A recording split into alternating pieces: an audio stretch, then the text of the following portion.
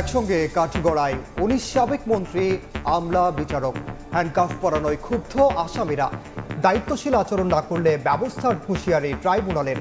জুলাই গণহত্যা মামলায় ওবায়দুল কাদের সহ ৪৫ জনের বিরুদ্ধে মিলেছে প্রমাণ। কয়েকজন আসামি তারা খুবই আনরুলি আচরণ করেছেন, এদেরকে ধমক দিয়েছেন, গালাগালি করেছেন, হুমকি দিয়েছেন, নির্বংশ করার কথা বলেছেন। একজন তো তিনি হেলমেট ছুঁড়ে মেরেছেন। এক বা একাধিক মামলার তদন্ত রিপোর্ট শেষ পর্যায়ে আছে। গুম খুনে জড়িত আওয়ামী লীগ নেতাদের বিচারের দাবিতে মায়ের ডাকের বিক্ষোভ মানববন্ধন। ট্রাইব্যুনালকে ৭ দিনের আলটিমেটাম।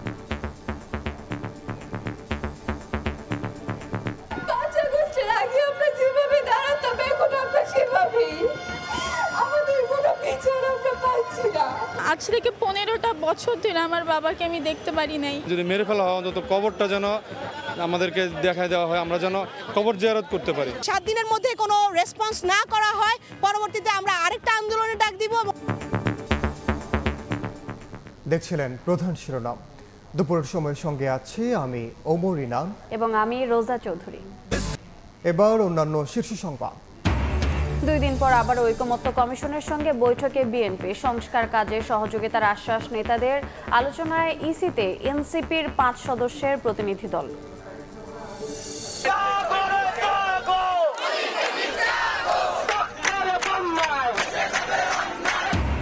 চাকরির নিশ্চয়তা সহ ৬ দাবিতে সারা দেশে কারিগরি শিক্ষার্থীদের মহাসমাবেশ। ৪৮ ঘন্টার মধ্যে না মানলে লং মার্চ টু ঢাকা কর্মসূচির হুঁশিয়ারি।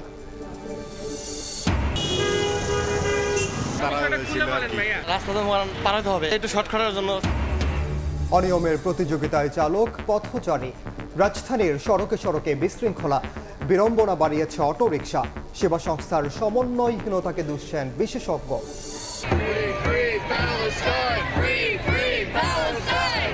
ট্রাম্প বিরোধী বিক্ষোভে উত্তাল যুক্তরাষ্ট্র। অভিবাসী বিতরণ ও গাজা ইউক্রেন নীতির বিরোধিতায় রাজপথে লাখো মানুষ। হোয়াইট হাউসের সামনে থেকে কয়েকজন আটক।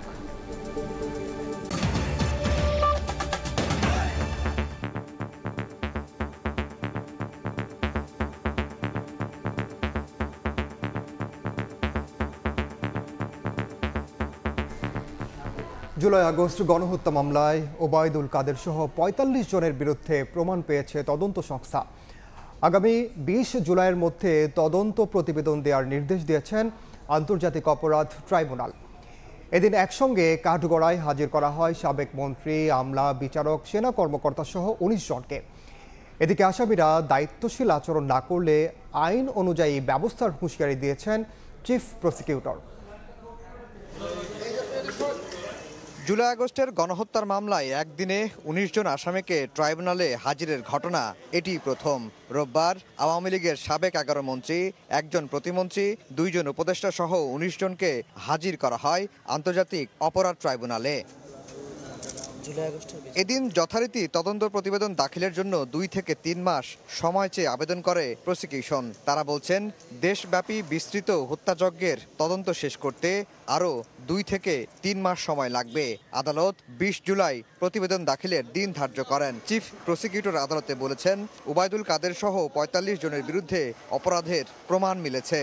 তার মন্ত্রিপরিষদ, তার পুলিশ বাহিনী সেটা ক্যারি আউট করেছেন এবং তারা এই পরিকল্পনা সাজানো মাঠ পর্যায়ে বাস্তবায়নের কাজ করেছেন। এটা pure and simple widespread and systematic attack on civilian population.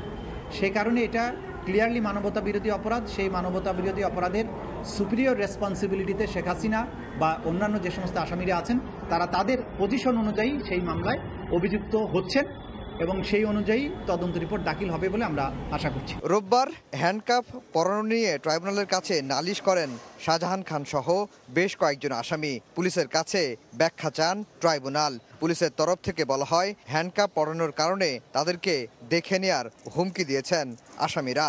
এমনকি সাবেক সেনা কর্মকর্তা জিয়াউল আহসান হাজতখানায় হেলমেট ছুঁড়ে ফেলেছেন। ট্রাইব্যুনালের চেয়ারম্যান আসামিদের উদ্দেশ্য করে বলেন, দায়িত্বশীল আচরণ প্রত্যাশা করেন তারা। এর ব্যত্যয় হলেই আইন অনুযায়ী ব্যবস্থা নেবে পুলিশ।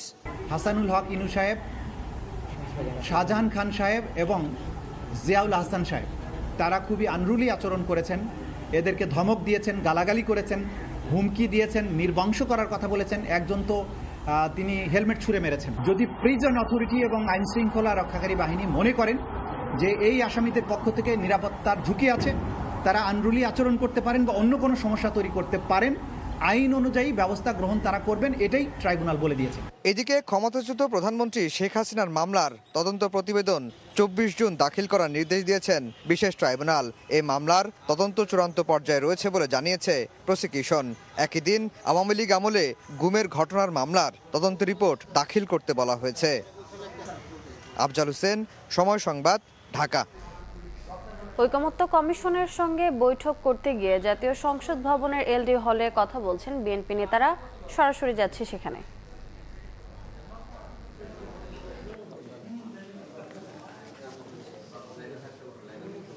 আপনারা নিশ্চয়ই জানেন, গত বৃহস্পতিবার আমরা সারাদিন আলোচনা করে একটা পর্যায় পর্যন্ত গিয়েছিলাম। সংবিধানের সংস্কার কমিশনের যে রিপোর্ট, তার আমরা প্রস্তাবনা, প্রজাতন্ত্র, রাষ্ট্রের মূলনীতি, রাষ্ট্র পরিচালনার মূলনীতি, ফান্ডামেন্টাল রাইটস এবং আইনসভা পর্যন্ত আমরা আলোচনা করেছিলাম। আজকে আমরা সেই আলোচনাগুলোতে যে বিষয়ে কোন কোন জায়গায় আমরা একমত হতে পেরেছি সেগুলো কিছু কিছু আপনাদেরকে জানাতে পারবো, যেগুলো আমরা উভয় পক্ষে আলোচনা করে আমরা একমত হয়েছিলাম এবং দলীয় ফোরাম আলোচনা শেষে সেটা আজকে জানানোর কথা ছিল, জানিয়েছি। আজকে আবার আইনসভার পরও নির্বাহী বিভাগ সম্পর্কে সবচেয়ে দুই একটা গুরুত্বপূর্ণ বিষয় আলোচনা করেছি। এখন মধ্যাহ্নভোজের পরে বাকি আলোচনা আবার হবে। সেই সময় আমরা নির্বাহী বিভাগ বাদেও আমরা বিচার বিভাগ সহ অন্যান্য বিষয়ে আলোচনা করতে পারবো এবং বিচার বিভাগের সাথে বিচার বিভাগ সংক্রান্ত যে সংস্কার কমিশনের রিপোর্ট আছে সেটা আমরা একসঙ্গে মিলিয়ে আলোচনা করতে পারবো এবং তারপরে সময় হলে আমরা নির্বাচন কমিশন সংস্কার রিপোর্ট, যেটা হয়েছে নির্বাচন ব্যবস্থা সংক্রান্ত যে সংস্কার কমিটি, তার রিপোর্টের উপর আলোচনা করতে পারবো বলে মনে হয়। এরপরে দুদক এবং প্রশাসন, সেখানে বেশি তেমন কিছু গুরুত্বপূর্ণ বিষয়ে আমাদের অমিল নেই, সেগুলো আমরা জানাতে পারবো। চেষ্টা করব আজকে যাতে আমরা আলাপ আলোচনা শেষ করতে পারি। তা আপনাদেরকে জানাতে চাই যে সংবিধানের প্রস্তাবনায়, প্রিয়াম্বল নামে যেটা সবাই বেশি চেনে, সেই জায়গায় একটা সিদ্ধান্তে আমরা এসেছি যে আমাদের প্রস্তাব হচ্ছে পঞ্চম সংশোধনীতে গৃহীত যে প্রস্তাবনা, যেখানে মহান আল্লাহর উপর আস্থা এবং বিশ্বাসের কথা আছে, বিসমিল্লাহির রহমানির রহিম উপরে আছে এবং জাতীয়তাবাদ, গণতন্ত্র, তারপরে সমাজতন্ত্র অর্থাৎ সামাজিক ও আর্থিক, অর্থনৈতিক এবং সামাজিক ন্যায় বিচারের কথা বলা আছে। সেই প্রিয়াম্বলটা আমরা আমাদের প্রস্তাবনা বলেছি যে এটাই গ্রহণ করা। আসলে এটাই পঞ্চদশ সংশোধনের পূর্বাবস্থা বলতে যা বোঝায় সেটা। এখানে ধর্মনিরপেক্ষতা নেই, এখানে কোনো বহুত্ববাদের কথা নেই, সেটার সাথে আমরা একমত নই। ধর্মনিরপেক্ষতা এবং বহুত্ববাদের যে বিপক্ষে আমরা সেটা গতবারও বলেছি। এখানে কমিশনের প্রস্তাবে ওনারা বলেছেন যে স্বাধীনতার ঘোষণাপত্রে যে উল্লেখিত সাম্য, মানবিক মর্যাদা এবং সামাজিক সুবিচারের যে কথাগুলো উল্লেখ করা আছে সেটা প্রিয়াম্বলে সংবিধানের মূলনীতিতে আনা যায় কিনা সেটা আমরা বলেছি, এই বিষয়ে আমরা একমত। এবং বিদ্যমান সংবিধানের যেটা পঞ্চদশ সংশোধনের পরবর্তীতে সেখানে যে প্রিয়াম্বল আছে এটার সাথে আমরা একমত নয়, সেটা রিমুভ করতে হবে। তারপরে আসলো প্রজাতন্ত্র এবং গণপ্রজাতন্ত্রী বাংলাদেশের ক্ষেত্রে ওনারা যে নাগরিকতন্ত্র এবং গণপ্রজাতন্ত্রী বাংলাদেশ শব্দ জনগণতন্ত্রী বাংলাদেশ লেখার কথা বলেছে, সেই বিষয়ে আমরা আগেও বলেছি যে রাষ্ট্রের নাম পরিবর্তনের এখানে কোনো যৌক্তিক কারণ নাই। এটা দীর্ঘদিনের 54 বছরের প্র্যাকটিসের মাধ্যমে জনগণ গ্রহণ করেছে। আর তাছাড়া এই বিষয়ে কথা বলতে গেলে অনেক কথা বলতে হয়। এটা একটা ইটালিক অরিজিন শব্দ রেস পাবলিকা থেকে রিপাবলিকের, সেটা অর্থাৎ এটা রেস মানে জিনিস, পাবলিকা মানে জনগণের জিনিস। সেটা হচ্ছে জনগণেরই তন্ত্র। এটা কোনো রাজতন্ত্রের বিপক্ষে উচ্চারিত শব্দ নয়, এটা হচ্ছে জনগণ কর্তৃক জনগণের শাসনের তন্ত্র, প্রজাতন্ত্রী এখানে উল্লেখ করা হয়েছে। এখানে রাজা এবং প্রজার কোনো সম্পর্ক নেই। আসলে জনগণ হচ্ছে সোভারেইন অথরিটি হিসাবে জনগণের নির্বাচিত প্রতিনিধিরাই সোভারেইন পার্লামেন্টে আসে এবং সোভারেইন হাউসে, সার্বভৌম হাউসে জনগণের সার্বভৌমত্ব প্রকাশ করে এবং সেখানে আইন প্রণীত হয়। আইনের দ্বারা যারা শাসিত হয় তারাই আইন প্রণয়ন করেন, আবার আইনের দ্বারাই তারা শাসিত হয়। এখানে আইনটাই হচ্ছে মুখ্য। সুতরাং এই জায়গায় বিভ্রান্তির কোনো প্রয়োজন নেই। এটা গণপ্রজাতন্ত্রী বাংলাদেশ যেটা লেখা আছে আগে সংবিধানের বাংলা যারা প্রণয়ন করেছিলেন সেটা গৃহীত হয়েছে, ওভাবেই থাকুক। ওনারাও বলেছেন যে এখানে আমাদের কোনো রিজিড অবস্থান নেই, ইট ইজ ওকে। আর এরপরে আমরা রাষ্ট্র পরিচালনার মূলনীতিতে একইভাবে সাম্য, মানবিক মর্যাদা এবং সামাজিক ন্যায় বিচার এই কথাগুলো ওখানেও আমরা ধারণ করার ক্ষেত্রে একমত হয়েছি। এখানে সরাসরি যুক্ত ছিলাম জাতীয় সংসদ ভবনে। এদিকে বিভিন্ন বিষয়ে নির্বাচন কমিশনের সঙ্গে আলোচনায় বসেছে জাতীয় নাগরিক পার্টি এনসিপির প্রতিনিধি দল। সেখানে আছেন সহকর্মী কাউসারা চৌধুরী কুমু। সরাসরি যাচ্ছি তার কাছে। কুমু, নতুন রাজনৈতিক দল জাতীয় নাগরিক পার্টি এনসিপির সঙ্গে বৈঠক করছে প্রধান নির্বাচন কমিশনার এএমএম নাসির উদ্দিন। প্রায় 2 ঘন্টা হতে চলেছে এই বৈঠক। আমি এর আগে বলেছি যে নতুন এই দলটি নির্বাচন কমিশনের কাছে বিভিন্ন দাবি দাওয়া নিয়ে আসলে প্রধান নির্বাচন কমিশনারের সাথে বসেছে। বিশেষ করে তারা যে সংস্কার কমিশনের যেসব প্রস্তাব, এই প্রস্তাবগুলোর আলোকে আইনের সংস্কার চায়। একই সাথে হচ্ছে নির্বাচন কমিশন পুনর্গঠনের দাবিও আছে তাদের। এই দাবির মধ্যে তারা চায় যে আইনের সীমানা নির্ধারণ থেকে শুরু করে সব ধরনের নির্বাচন সংক্রান্ত যেসব বিষয়গুলো রয়েছে এবং সংস্কার কমিশন যেসব প্রস্তাবনা দিয়েছে সেই প্রস্তাবনাগুলোর আলোকেই তারা সংস্কার চায়। এবং আজকেই শেষ হচ্ছে মূলত যে রাজনৈতিক দল নিবন্ধন আবেদনের শেষ সময়, যেহেতু 40 দিন সময় বেঁধে দিয়ে এর আগে 10 মার্চ নির্বাচন কমিশন এই আবেদনের বিজ্ঞপ্তি জারি করেছিল। এখন আজকে যেহেতু শেষ সময় এবং এটি নিয়েও তাদের আপত্তি রয়েছে, কারণ তারা বলছে যে রাজনৈতিক দল নিবন্ধনের আবেদনের ক্ষেত্রে যেন হচ্ছে কোনোভাবেই তাদের যে শর্তগুলো আছে সেই শর্তগুলো যাতে করে শিথিল করে, সেসব কারণে তারা মূলত বলছেন যে সেগুলো যেন শিথিল করা হয়।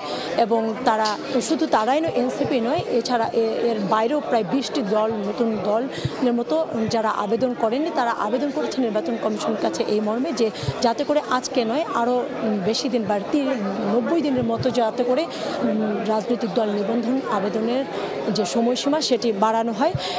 বৈঠক শেষ হয়েছে, হয়তো কিছুক্ষণের মধ্যেই কথা বলবে এনসিপি। আমরা তখন সরাসরি সেখানে যাব। সরাসরি যুক্ত ছিলাম আগারগাঁওয়ে নির্বাচন কমিশন ভবনে। 7 দিনের মধ্যে গুম খুনে জড়িতদের গ্রেফতার ও শাস্তি নিশ্চিতে ব্যবস্থা না নিলে কঠোর আন্দোলনের হুঁশিয়ারি দিয়েছে মায়ের ডাক। 6 দফা দাবিতে একটি স্মারকলিপি দেওয়া হয়েছে আন্তর্জাতিক অপরাধ ট্রাইব্যুনালে। জড়িতদের বিচার, আইনাঘর সংরক্ষণের জন্য প্রয়োজনীয় ব্যবস্থা সহ নানা দাবিতে উচ্চ আদালতের সামনে মানববন্ধন করেন গুম খুনের শিকার পরিবারের সদস্যরা। আমরা তো আমাদের বাবাদের ফেরত পাইনি, আমরা এখনো এখানে কেন দাঁড়াই? আমার বাবাকে পায়ে ডান্ডা মেরে হাতে হ্যান্ডকাপ করে নিয়ে আসছে কেন? আমার বাবা তো চোর ছিল না, আমার বাবা তো ডাকাত ছিল না, আমার বাবা তো পালাই যেত না। আজকের দিনেও এই 24-এর পরেও মধ্য দুপুরের কাঠফাটা রোদে দাঁড়িয়েছেন কিছু মানুষ, যাদের অধিকাংশের স্বজন হারিয়েছেন হুট করেই। বেঁচে আছেন নাকি মারা গেছেন জানেন না কেউই। অনেক সন্তান দাঁড়িয়েছেন যারা তাদের বাবাকে দেখেননি কোনোদিন, কিংবা বেঁচে আছেন আবছা স্মৃতি নিয়ে। হারিয়ে যাওয়া কারো বাবা, ভাই কিংবা সন্তানের কি অপরাধ তাও জানেন না স্বজনরা। অপেক্ষার প্রহর ফুরিয়ে বিচার চেয়ে চেয়ে তারা ক্লান্ত। গুম খুনের শিকার পরিবারের সদস্যরা বলছেন, জুলাই আগস্ট অভ্যুত্থানের পরও বিচারের দাবিতে রাজপথে এভাবে নামা দুঃখজনক। অবিলম্বে গুমের সাথে জড়িত বিভিন্ন বাহিনীর সদস্যদের চিহ্নিত করে শাস্তির আওতায় আনার দাবি তাদের।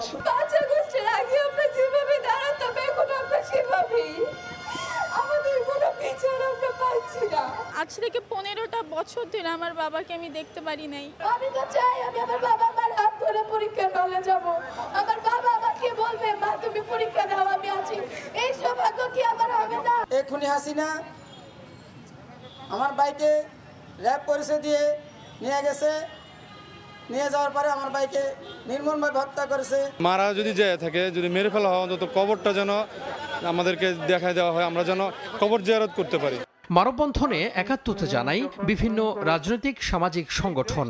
আওয়ামী সরকারের সময়ে মানবাধিকার লঙ্ঘনে জড়িতদের দৃশ্যমান বিচার দাবি তাদের। প্রত্যেকটা হত্যার, প্রত্যেকটা খুনের, প্রত্যেকটা টর্চারের পিছনে এক একটা আইনাঘর বানানোর পিছনে যারা ছিল, যেই শক্তি ছিল, প্রত্যেকটা শক্তিকে রাজনৈতিক দলগুলোর কাছ থেকে দাবি করা হচ্ছে আমরা অন্তত দৃশ্যমান বিচার শুরু দেখতে চাই।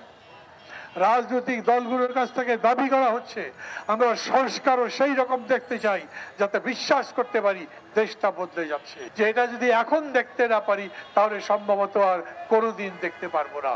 মানববন্ধন শেষে আয়নাঘর সংরক্ষণ ও গুম খুনের জড়িতদের বিচার সহ ৬ দফা দাবি জানিয়ে একটি স্মারকলিপি দেয়া হয় আন্তর্জাতিক অপরাধ ট্রাইব্যুনালে। তোহা খান তামিম, সময় সংবাদ, ঢাকা। কোটা সংস্কার আন্দোলনের সময় গ্রেফতার শিক্ষার্থী হাসনাতুল ইসলাম ফাইয়াজের মামলার তদন্ত দ্রুত শেষ করতে স্বরাষ্ট্র মন্ত্রণালয়কে অনুরোধ করা হয়েছে বলে জানিয়েছেন আইন উপদেষ্টা ডক্টর আসিফ নজরুল। সকালে রাজধানীর বিচার প্রশাসন প্রশিক্ষণ ইনস্টিটিউটে সহকারী জজ ও সমপর্যায়ের বিচার বিভাগীয় কর্মকর্তাদের ৫০তম বুনিয়াদী প্রশিক্ষণ কোর্সের উদ্বোধন শেষে সাংবাদিকদের একথা জানান তিনি। বলেন, এ মামলায় ২ আসামি ১৬৪ ধারায় জবানবন্দি দিয়েছে। সেই জবানবন্দি প্রত্যাহার করে ৮ মাসেও পুলিশ তদন্ত প্রতিবেদন কেন দেয়নি সেটি স্বরাষ্ট্র মন্ত্রণালয় বলতে পারবে। তিনি আরও জানান, তদন্ত কার্যক্রম শেষ না হলে এই ইস্যুতে আইন মন্ত্রণালয়ের কিছু করার নেই। মামলা প্রত্যাহারের বিষয়ে ফায়াজের ভাইকে কোনো আশ্বাস দেওয়া হয়নি জানিয়ে বিচার প্রক্রিয়া সম্পর্কে অবহিত করা হয়েছে বলে জানান আসিফ নজরুল। ফাইয়াজের ভাইকে কালকে বুঝিয়ে বলেছি প্রক্রিয়াটা কি। আমি বিশ্বাস করি পুলিশ অত্যাচার করে নিয়েছে, নির্যাতন করে নিয়েছে বা ভয় দেখিয়ে নিয়েছে। ৮ মাস হয়ে গেল, ওনারা 164 স্টেটমেন্ট তো বুঝেন, বলা যে আমি আসলে করেছি অপরাধটা। তো ওনারা 164 স্টেটমেন্টে 8 মাস হয়ে গেছে, উইথড্র করছেন না কেন? এটা একটু কাইন্ডলি ওনাদের জিজ্ঞেস করেন। যদি উইথড্র করতেন ওনারা, তাহলে তো আজকে এই শিশু ফাইয়াজকে এই কোর্টে যাওয়া বা এই ধরনের একটা পরিস্থিতির মুখে আমাদের পড়তে হতো না। দুর্নীতির অভিযোগে সাবেক প্রতিমন্ত্রী নসরুল হামিদ বিপুল স্থাবর সম্পত্তি জব্দ ও অস্থাবর সম্পত্তি অবরুদ্ধের আদেশ দিয়েছেন আদালত। রোববার ঢাকা মহানগর সিনিয়র বিশেষ জজ জাকির হোসেন গালিবের আদালত এই আদেশ দেন। এদিন বিপুল স্থাবর সম্পত্তি জব্দ ও অস্থাবর সম্পত্তি অবরুদ্ধ চেয়ে আবেদন করে দুদক। আবেদনে বলা হয়, ক্ষমতার প্রভাব খাটিয়ে সাবেক বিদ্যুৎ প্রতিমন্ত্রী বিপু জ্ঞাত আয় বহির্ভূত সম্পদ অর্জন করে তা নিজের অধিকারে রাখেন। এছাড়াও যুবলীগ নেতা গাজী সারোয়ার হোসেন বাবুর প্রায় ১.৫ কোটি টাকার সম্পদ জব্দ এবং সাবেক এমপি নিক্সন চৌধুরীর স্ত্রীর নামে থাকা গুলশানের একটি ফ্ল্যাট জব্দেরও আদেশ দেন একই আদালত। দুপুরের সময় আরও থাকছে। খ্রিস্টান সম্প্রদায়ের ধর্মীয় উৎসব ইস্টার সানডে আজ গির্জায় গির্জায় ভক্তদের ভিড়, দেশ ও জাতির মঙ্গল কামনায় বিশেষ প্রার্থনা।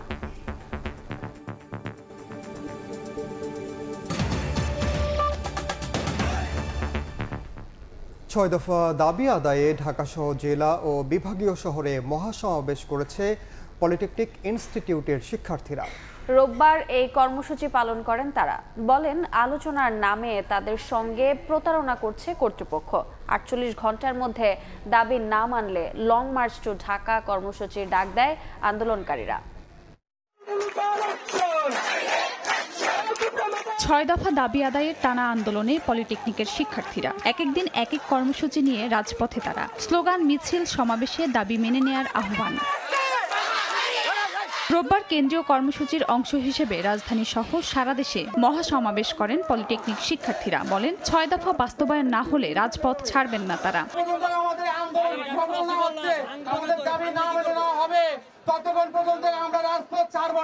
আমরা সারা বাংলাদেশের পলিটেকনিক ভাইদেরকে ঐক্যের আহ্বান জানাই। ৬ দফা দাবি যতদিন পর্যন্ত না বাস্তবায়ন হচ্ছে আপনারা রাজপথে থাকবেন। ৪৮ ঘন্টার মধ্যে দাবি মেনে না নিলে লং মার্চ টু ঢাকা কর্মসূচি পালনের হুঁশিয়ারি দেন আন্দোলনকারীরা। আগামী ৪৮ ঘন্টার ভিতরে কোনো সমাধান না দিন, তবে আমরা ৪৮ ঘন্টার মধ্যে লং মার্চ টু ঢাকা পালন করব ইনশাআল্লাহ।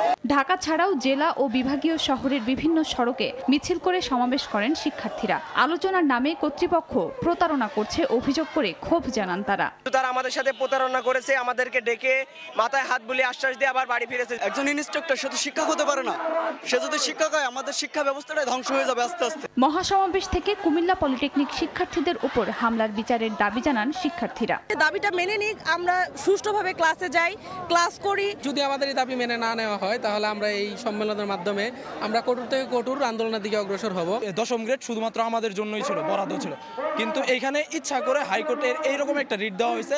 জুনিয়র ইনস্ট্রাক্টর পদে ক্রাফট ইনস্ট্রাক্টরদের অবৈধ পদোন্নতির রায় বাতিল করা, স্বতন্ত্র কারিগরি ও উচ্চশিক্ষা মন্ত্রণালয় প্রতিষ্ঠা ও কারিগরি শিক্ষা সংস্কার কমিশন গঠন করা সহ 6 দফা দাবিতে আন্দোলন করে যাচ্ছেন পলিটেকনিক শিক্ষার্থীরা। খাদিজা স্বপ্না, সময় সংবাদ। আবারও যাব নির্বাচন কমিশন ভবনে। নির্বাচন কমিশনের সঙ্গে বৈঠক শেষে কথা বলছে জাতীয় নাগরিক পার্টি এনসিপির মুখ্য সমন্বয়ক নাসিরউদ্দিন পাটোয়ারি, সরাসরি যাচ্ছে সেখানে। প্রক্রিয়ার মধ্য দিয়ে নির্বাচন কমিশনকেও যাতে আমরা নিয়ে যেতে পারি সেই বিষয়ে আমাদের মধ্যে দীর্ঘক্ষণ আলোচনা হয়েছে। যে আলোচনাগুলোর মধ্যে আমরা জাতীয় নাগরিক পার্টির পক্ষ থেকে অনেকগুলো দাবি উত্থাপন করেছি।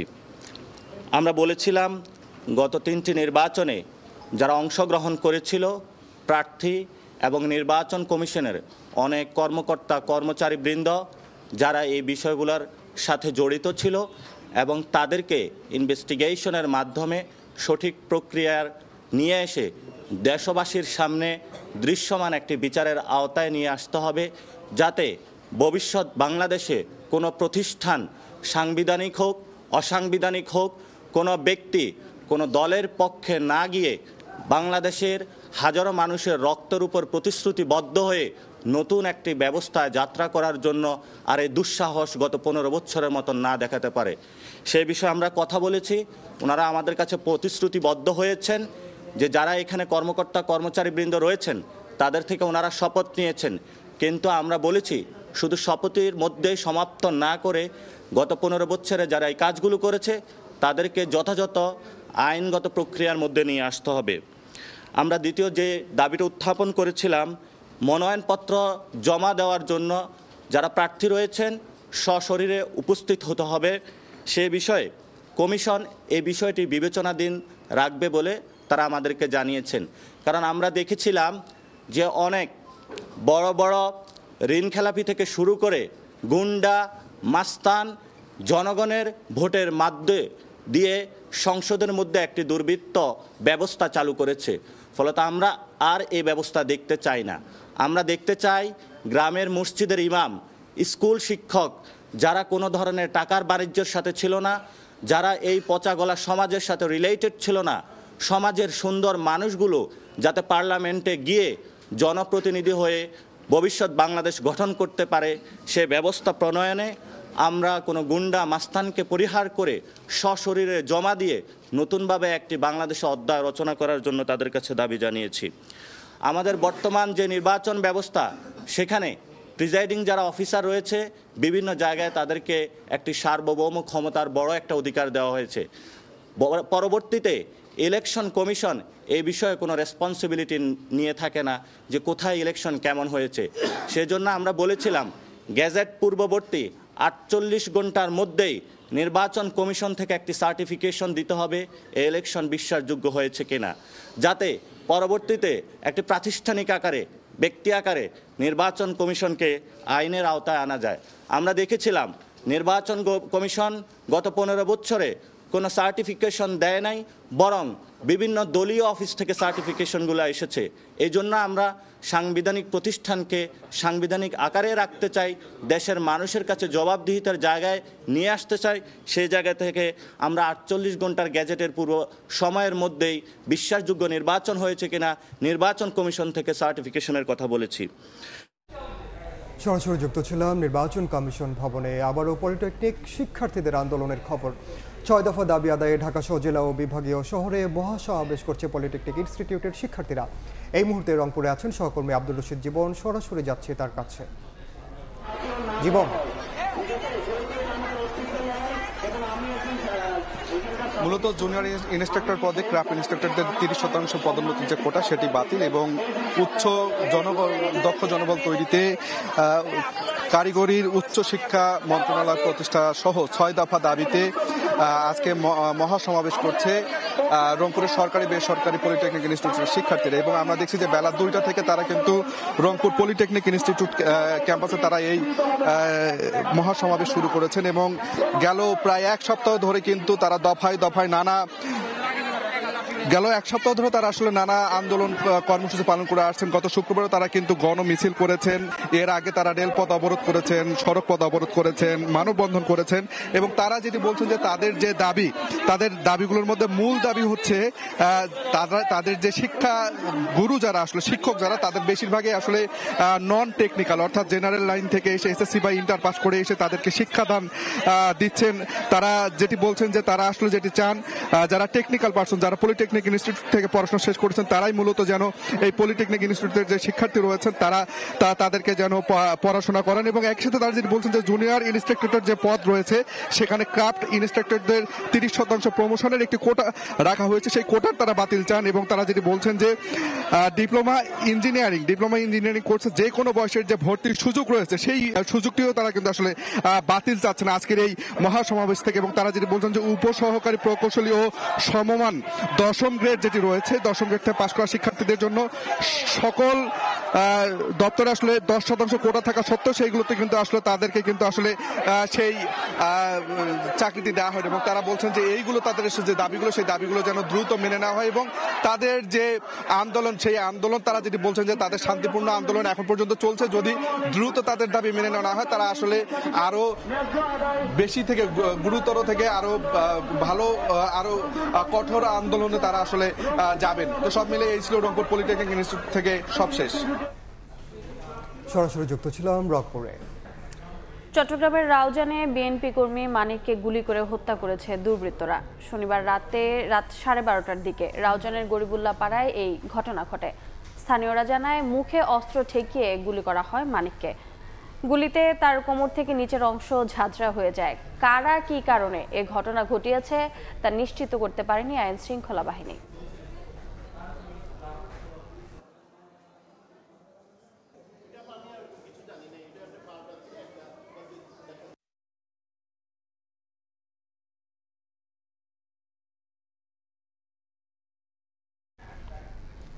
প্রাইম এশিয়া বিশ্ববিদ্যালয়ের শিক্ষার্থী এবং ছাত্রদল কর্মী জাহিদুল ইসলাম পারভেজ হত্যার ঘটনায় 8 জনকে আসামি করে বনানী থানায় মামলা করেছে পরিবার। এ ঘটনায় দোষীদের দ্রুত আইনের আওতায় আনার দাবি জানিয়েছে ছাত্রদল। দুপুরে নয়াপল্টনে সংবাদ সম্মেলন করে জাহিদুল হত্যার বিচার দাবি করেন ছাত্রদল সভাপতি। পরে কেন্দ্রীয় কার্যালয়ের সামনে জানাজা শেষে বিক্ষোভ কর্মসূচি পালন করে ছাত্রদলের নেতাকর্মীরা। তুচ্ছ ঘটনাকে কেন্দ্র করে হত্যার শিকার প্রাইম এশিয়া বিশ্ববিদ্যালয়ের শিক্ষার্থী ও ছাত্রদল কর্মী জাহিদুল ইসলাম পারভেজ। এই ঘটনায় বনানী থানায় মামলা করেছেন পরিবারের সদস্যরা। এ সময় সুষ্ঠু বিচার দাবি করেন তারা। তার বাবা একজন প্রবাসী, বিদেশ থেকে অনেক কষ্ট করে এই বৈদেশিক মুদ্রা এদেশে পাঠাইছে শুধুমাত্র সন্তানকে মানুষ করার জন্য, কিন্তু আজকে উনি বিদেশ থেকে আমরা লাশ দেখতে পারতেছে। শুধু সিঙ্গারাপুরি নিয়ে যে আমার বাইকনাকে হত্যা করা হয়েছে এটা আমার কল্পনা আসে না, এটার সাথে আদার্স অন্য কোনো পরিকল্পনা থাকতে পারে। এদিকে পারভেজ হত্যার ঘটনায় রোববার নয়াপল্টনে সংবাদ সম্মেলন করে ছাত্রদল। এ সময় ছাত্রদল সভাপতি রাকিবুল ইসলাম রাকিব হত্যায় জড়িতদের দ্রুত আইনের আওতায় আনার দাবি জানান। এই হামলায় মেহেরাজ ইসলামের সাথে থাকা বৈষম্য বিরোধী ছাত্র আন্দোলনের বনানী থানা কমিটির যুগ্ম আহ্বায়ক সুভান নিয়াজ তুষার ও যুগ্ম সদস্য সচিব হৃদয় মিয়াজি নেতৃত্বে বনানী এলাকার বেশ কিছু উচ্ছৃঙ্খল সন্ত্রাসী জড়িত ছিল। তারা বিভিন্ন ক্যাম্পাসে ছাত্রদলের কর্মীদের মবের ভয়ভীতি দেখিয়ে ছাত্রলীগের স্টাইলের সন্ত্রাসের পুনরাবৃত্তি করেছে। সংবাদ সম্মেলন শেষে নয়াপল্টনে বিএনপির কেন্দ্রীয় কার্যালয়ের সামনে জাহিদুল ইসলাম পারভেজের জানাজা অনুষ্ঠিত হয়। পরে হত্যার প্রতিবাদে বিক্ষোভ কর্মসূচি পালন করে ছাত্রদল। এদিকে এ ঘটনায় পাল্টা অভিযোগ করেছে বৈষম্য বিরোধী ছাত্র আন্দোলন। সেই সঙ্গে ছাত্রদলের বক্তব্যের নিন্দা জানিয়েছে প্ল্যাটফর্মটি। পুলিশ জানায় ঘটনার সিসিটিভি ফুটেজ দেখে অপরাধীদের গ্রেফতারের চেষ্টা চলছে। মামলা প্রক্রিয়াধীন আছে আর আমাদের তদন্ত অব্যাহত আছে ও আসামির গ্রেফতারের চেষ্টা অব্যাহত আছে। আমার থানা থেকে 2টা টিম কাজ করছে আসামি গ্রেফতারের জন্য।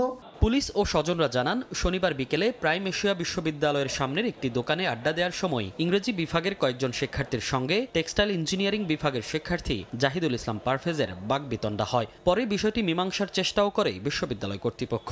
তবে এর কিছুক্ষণ পর বহিরাগতদের নিয়ে পারভেজের উপর চড়াও হয় ইংরেজি বিভাগের শিক্ষার্থীরা। এ সময় ছুরিকাঘাতে গুরুতর আহত হলে হাসপাতালে নেয়ার পথেই মারা যান পারভেজ। মনির হোসাইন, সময় সংবাদ, ঢাকা। যেখানে অনিয়মই নিয়ম, রাজধানীর বেশিরভাগ সড়কেই যেন চলছে বিশৃঙ্খলার প্রতিযোগিতা।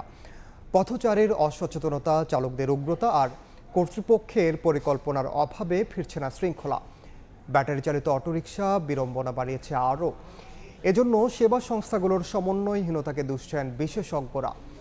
নুরুল ইসলামকে সঙ্গে নিয়ে দিন মোহাম্মদ সাব্বিরের রিপোর্ট।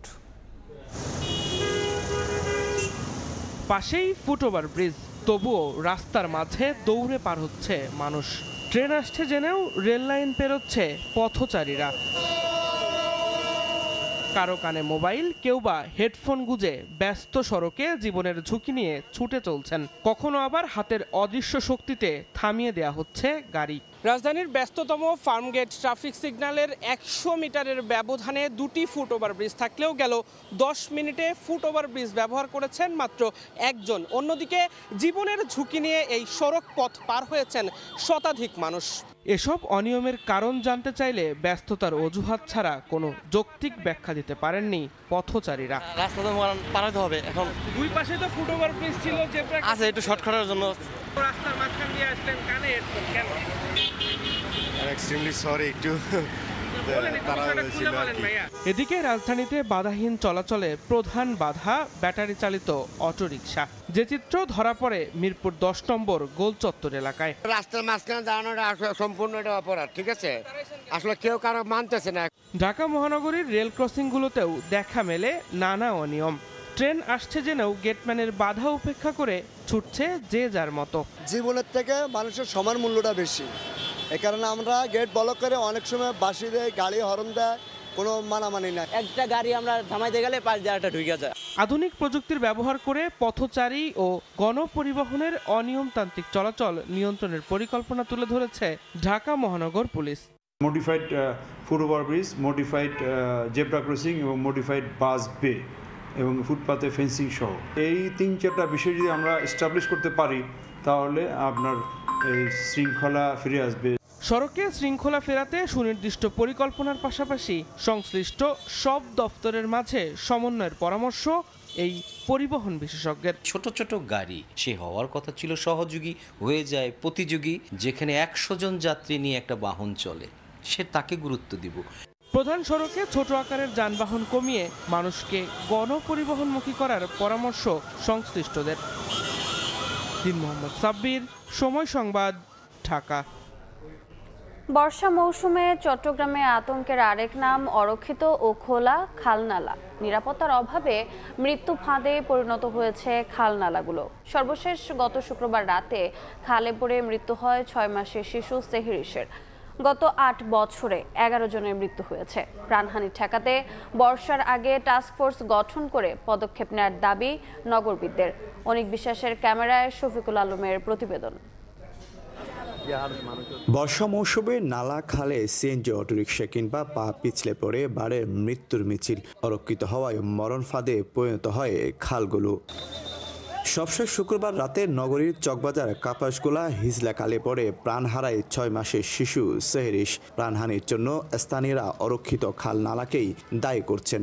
রিটার্নিং ওয়ালের সাথে রেলিং এর যদি ব্যবস্থা যদি না হয়, তাহলে যে কেউ দুর্ঘটনা করতে পারে। বর্ষাকালের আগে যেন খালগুলো জলকরণ করা হয়।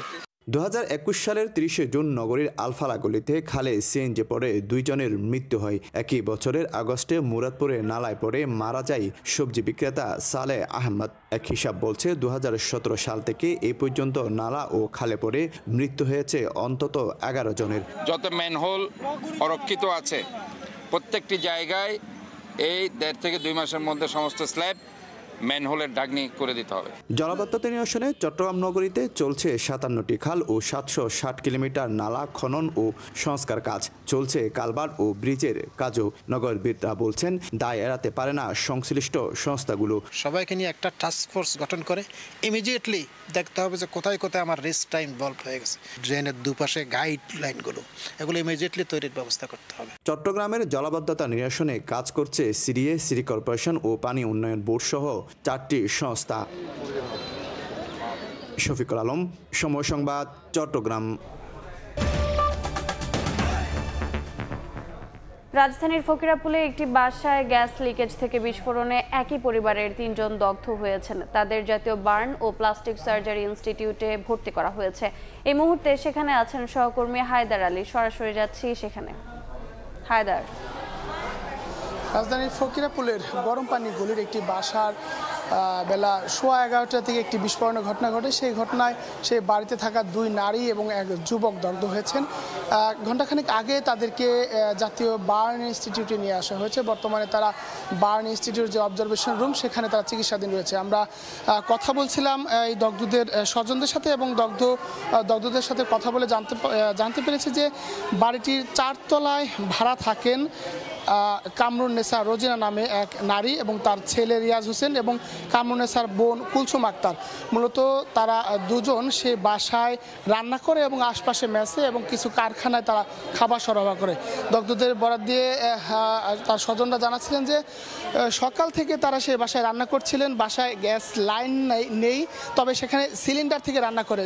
পুরাতন সিলিন্ডারে গ্যাস শেষ হয়ে যাওয়ায় সকালেই তারা নতুন একটি সিলিন্ডার সংযোগ দেয়। তবে সেই সংযোগ দেওয়ার কিছুক্ষণ পরে সেখান থেকে গ্যাস লিক হতে থাকে। সেই শব্দ শুনে এই কুলসুম আক্তার তিনি সেই রান্নাঘরে গিয়ে কিছুক্ষণ চেষ্টা করেন এই গ্যাস লিকেজ সেটি বন্ধ করার জন্য। তবে এক মুহূর্তে তিনি বুঝে উঠতে না পেরে গ্যাস লাইন যখন লিক হচ্ছিল সেটি বন্ধ করতে না পেরে এক পর্যায়ে গ্যাসের চুলাটি অন করে দেয় এবং সেই সঙ্গে সঙ্গে বাসায় বিকট শব্দে একটি বিস্ফোরণ হয়। বিস্ফোরণে 3 জন শরীরেই ঝলসে যায়। মূলত 3 জনেরই মুখমণ্ডল, হাত পা ঝলসে গেছে। তাদের কার কত শতাংশ পড়ে গেছে সেটি এখন পর্যন্ত জানা যায়নি। কিছুক্ষণ পরেই চিকিৎসকরা আমাদের সে বিষয়ে জানাতে পারবে বলে জানানো হয়েছে। তো ফকিরাপুলে যে অগ্নিকাণ্ডের ঘটনা, সেই ঘটনা এই ছিল আমার কাছে সবশেষ তথ্য। সরাসরি যুক্ত ছিলাম জাতীয় বার্ন ও প্লাস্টিক সার্জারি ইনস্টিটিউটে। ঢাকা কুয়াকাটা মহাসড়কে 6 লেনে উন্নতিকরণ এবং চীনা অর্থায়নে 3টি বিশ্বায়িত হাসপাতালের একটি বরিশাল বিভাগে স্থাপনের দাবিতে এবার রাজপথে নেমেছে দক্ষিণাঞ্চলের মানুষ।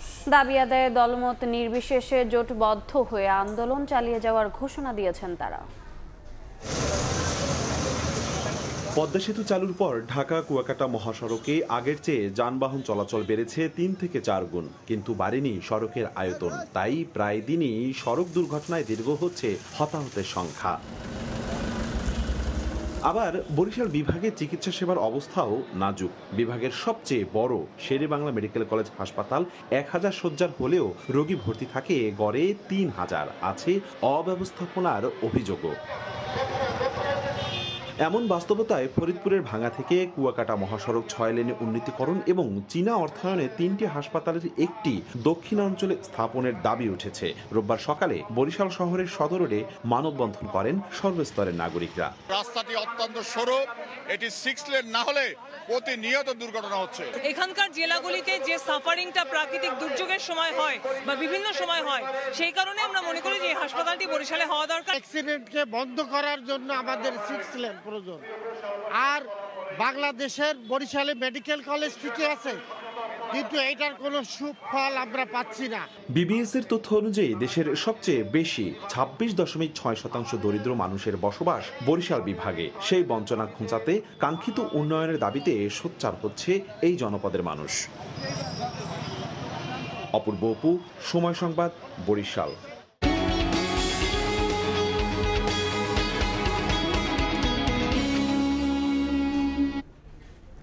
বিনিয়োগ মন্দায় বেসরকারি খাতে ঋণ প্রবৃদ্ধি নেমেছে 20 বছরের মধ্যে সর্বনিম্নে। বিদেশিদের আগ্রহী করতে ঢাকায় হয়ে গেল 4 দিনের বিনিয়োগ সম্মেলন। জুনে সুদের হার কমানোর উদ্যোগ নিচ্ছে কেন্দ্রীয় ব্যাংক। ঠিক এমন সময় বাড়ল গ্যাসের দাম, যা বিনিয়োগকারীদের দিচ্ছে ভুল বার্তা। এমন মন্তব্য করে ব্যবসায়ীরা বলছেন, রাজনৈতিক অনিশ্চয়তায় বিনিয়োগ বাড়বে না, তবে যথাযথ পরিবেশ নিশ্চিতে জোর অর্থনীতিবিদদের। সাইফুল ইসলামের রিপোর্ট। কর্মসংস্থান বাড়াতে নতুন বিনিয়োগের কোনো বিকল্প নেই। এজন্য দেশের বিভিন্ন স্থানে গড়ে তোলা হয়েছে বিশেষ অর্থনৈতিক অঞ্চল। বিনিয়োগ পরিস্থিতি যে ভালো নয় তা ফেব্রুয়ারি মাসে বেসরকারি খাতে ঋণ প্রবৃদ্ধি 20 বছরের মধ্যে সর্বনিম্নে নেমে যাওয়াতেই বোঝা যাচ্ছে। আমরা অবশ্যই বিশ্বাস করি যে সিচুয়েশন সেটেল করে গেলে ইনভেস্টমেন্ট আরও বাড়বে। বিনিয়োগের এই সম্ভাবনাকে কাজে লাগাতে এবারে সুদহার কমানোর দিকে যাচ্ছে কেন্দ্রীয় ব্যাংক। বর্তমানে থাকা 10 ভাগ নীতি সুদহার কমানো হবে, তবে সেটা মূল্যস্ফীতিকে বাগে আনার পর। মূল্যস্ফীতি আগামী জুন নাগাদ এটা সন্তোষজনক পর্যায়ে নেমে আসবে বলে আমরা আশাবাদী, এবং সন্তোষজনক পর্যায়ে নেমে আসলে বাংলাদেশ ব্যাংক তখন পলিসি রেট কমানোর বিষয়টি সক্রিয়ভাবে বিবেচনা করবে। সরকারের দিক থেকে এমন সব উদ্যোগের বিপরীতেই হঠাৎই নতুন শিল্পের জন্য বেড়ে গেল গ্যাসের দাম। সামিটের পরপরই এই গ্যাসের মূল্য বৃদ্ধিটা কিন্তু ইনভেস্টরদের কাছেও কিন্তু একটা রং মেসেজ যাবে। এসব ভুলবার্তা সম্ভাব্য বিনিয়োগকারীদের জন্য সুখকর নয় উল্লেখ করে বিনিয়োগের পরিবেশ নিশ্চিতের উপর জোর দিয়েছেন অর্থনীতিবিদরা। আর্থসামাজিক পরিবেশটাকে বিনিয়োগ বান্ধব না করতে পারি, তাহলে তো এই অবস্থা থেকে উত্তরণ করা সম্ভবপর হবে না। জিডিপির অনুপাতে বাংলাদেশে বেসরকারি খাতের বিনিয়োগ গেল কয়েক বছর ধরেই 23 থেকে 24% ঘরে ঘোরাফেরা করছে। সাইফুল ইসলাম, সময় সংবাদ, ঢাকা। সারা দেশে পালিত হচ্ছে খ্রিস্টান সম্প্রদায়ের ধর্মীয় উৎসব ইস্টার সানডে। সকাল থেকেই গির্জায় গির্জায় ভিড় করেন ভক্তরা। দেশ ও জাতির মঙ্গল কামনায় বিশেষ প্রার্থনায় অংশ নেন তারা।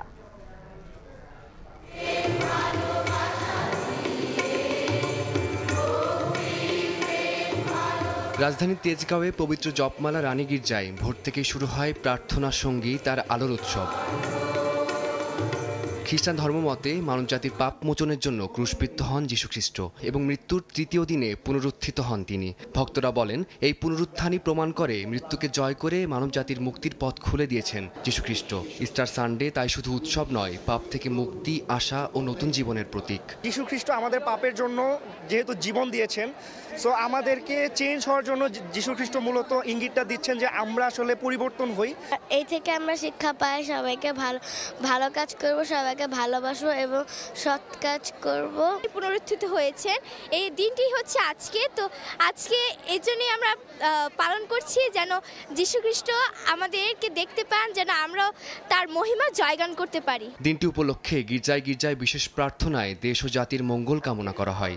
পুনরুত্থানের মাধ্যমে সকল নেতিবাচকতাকে ঝেড়ে ফেলে আমাদের একটা ইতিবাচক মনোভাব পোষণ করতে আমাদেরকে শিক্ষা দেয়। প্রার্থনার মাধ্যমে আমরা চাই যে এই দিনটি যাতে বারবার পুনরায় ফিরে আসে প্রতি বছরই। আমাদের 40 দিনের রোজা আছে, সেই রোজা হলো আত্মশুদ্ধি এবং জীবন পরিবর্তনের একটা সুন্দর সময়। ওই সময় আমরা 3টা বিষয়কে গুরুত্ব দিয়ে প্রার্থনা করে থাকি: প্রার্থনা, ত্যাগ স্বীকার, উপবাস এবং দয়ার কাজ। যে সমস্ত স্থানে নানা রকমের নির্যাতন নিপীড়ন চলছে, সেখানে আমরা শান্তি প্রতিষ্ঠার জন্য আজকে বিশ্ব শান্তির জন্য প্রার্থনা করি। তাই দিনটিতে হিংসা, বিদ্বেষ, সহিংসতা ভুলে পাপ মুক্ত মানব সমাজের প্রত্যাশা সবার। ফারদিন মাঝার, সময় সংবাদ। দেশের বাইরের খবর। মার্কিন প্রেসিডেন্টের বিরুদ্ধে নজিরবিহীন বিক্ষোভ হয়েছে যুক্তরাষ্ট্রে। দেশটির বিভিন্ন অঙ্গরাজ্যের বড় বড় শহরে রাস্তায় নামেন লাখো মানুষ। অভিবাসন নীতি, নাগরিক অধিকার ও গাজা ইউক্রেন ইস্যু নিয়ে ক্ষোভ জানান তারা। এদিকে ওয়াশিংটন ডিসিতে হোয়াইট হাউসের সামনে বিক্ষোভের সময় বেশ কয়েকজনকে আটক করে পুলিশ।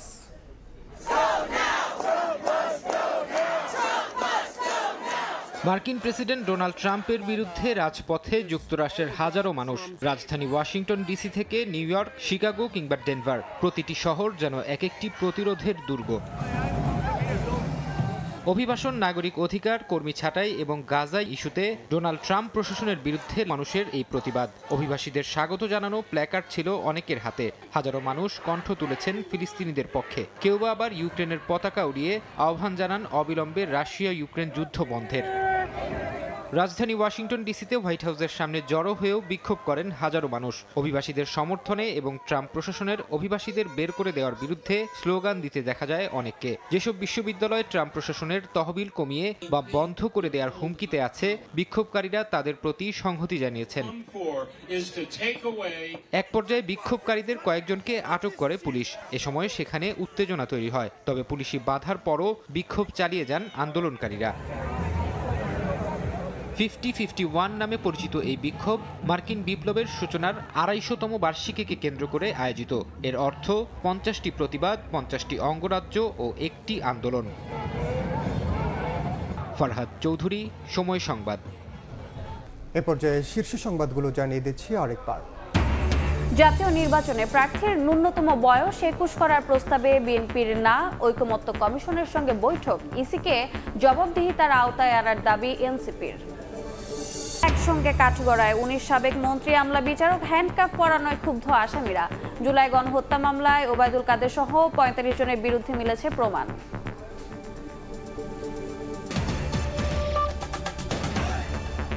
এই ছিল দুপুরের সময়। সঙ্গে থাকুন সময়ের।